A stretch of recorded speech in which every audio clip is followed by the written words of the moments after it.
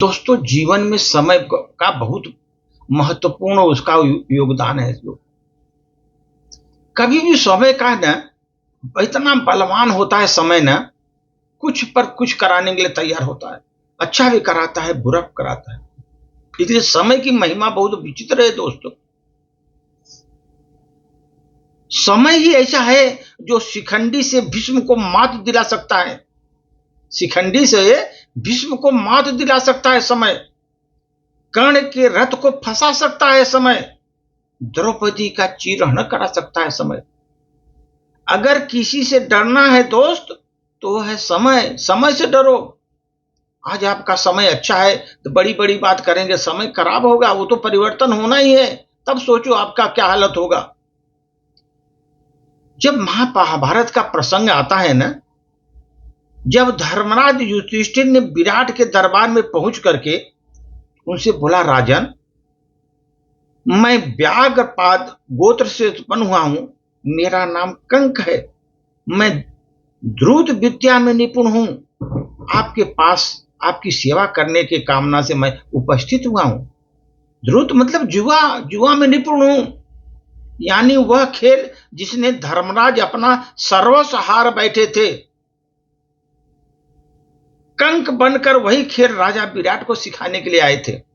कंक बनकर के राजा विराट को वही जिससे उनका पतन हुआ, पूरा हार गए थे, वही सिखाने के लिए आए थे विराट के दरबार में।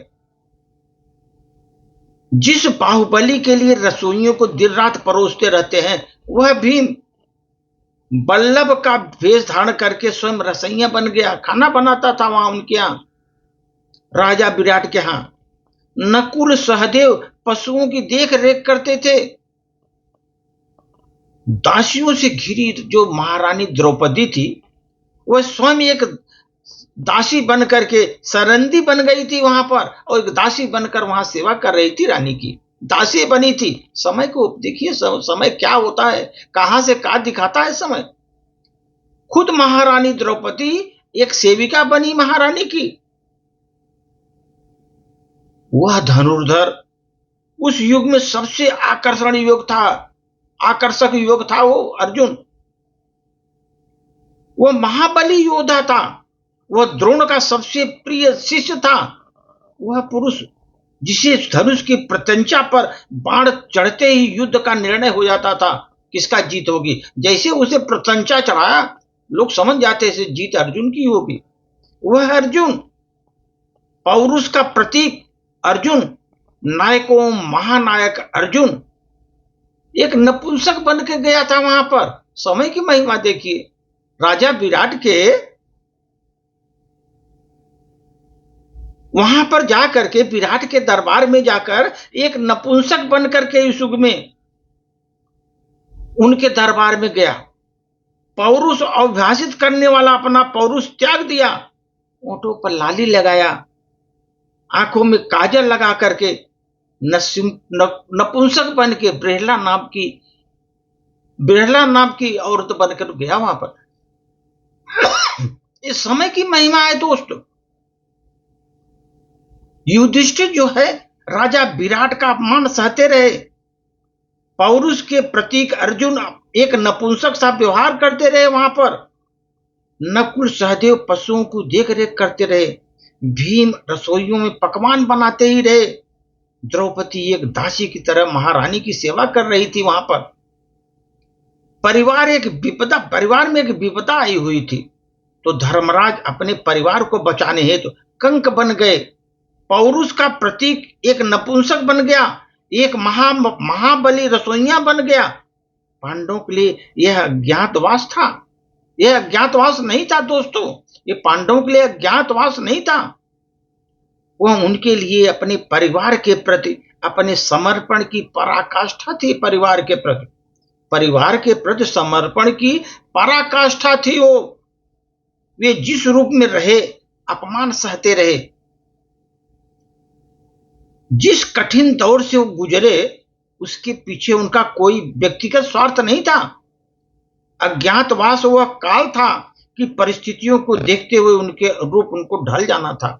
अज्ञातवास जो था एक काल था, वो समय था, उसके अनुरूप उनको ढलना पड़ा। आज इस धरती पर अज्ञातवास जी रहे न जाने कितने महायोद्धा दिखाई देते हैं।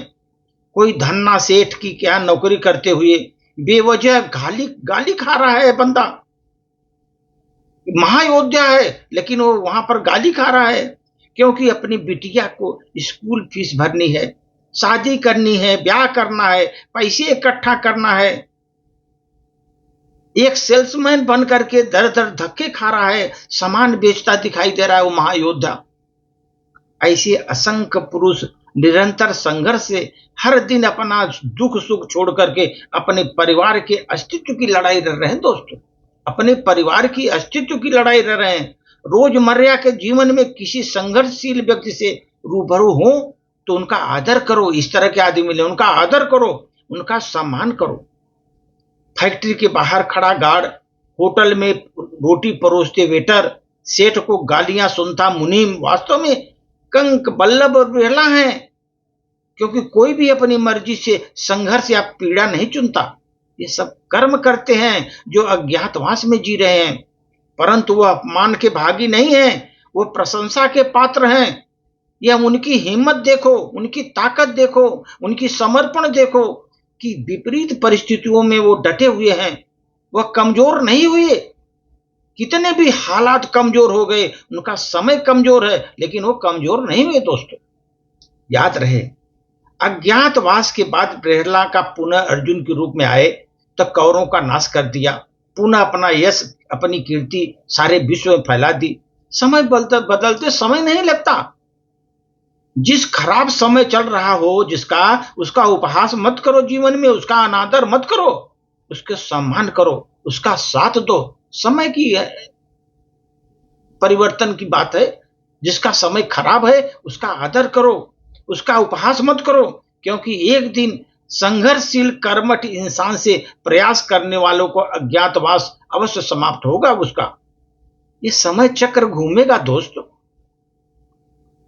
वो प्रहलाद और छंद रूप त्याग करके धनुर्धर अर्जुन इतिहास रचेगा, अमर हो जाएंगे एक दिन, पीढ़ियों तक बच्चों के नाम पर नाम लिख जाएंगे।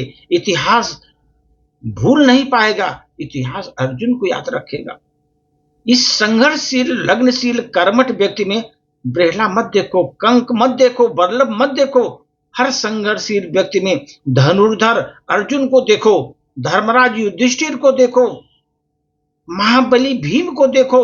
उनका भरपूर सहयोग करिए, इसे ईमानदार प्रयासों में सराहें, क्योंकि याद रखें हर एक दिन संघर्षशील व्यक्ति का अज्ञातवास जरूर खत्म होता है। यह नियति है, समय चक्र है दोस्त। ये महाभारत की बहुत बड़ी सीख है हमको दोस्त। जब जीवन में जब भी संकट आए तो हमें धैर्य बनाकर रखना चाहिए, क्योंकि धैर्य के साथ ही संकट का समय व्यतीत किया जा सकता है। धैर्य नहीं है, संकट का समय तभी व्यतीत होगा जब आप धैर्य रखेंगे। जब समस्याएं सुलझने लगती हैं, अच्छे समय की शुरुआत होने लगती है उस समय। इसलिए संकट के समय में जल्दबाजी कभी न करो दोस्तों, और सोच समझ कर आगे बढ़ो संकट के समय पर, तभी आप आगे बढ़ पाओगे। धन्यवाद।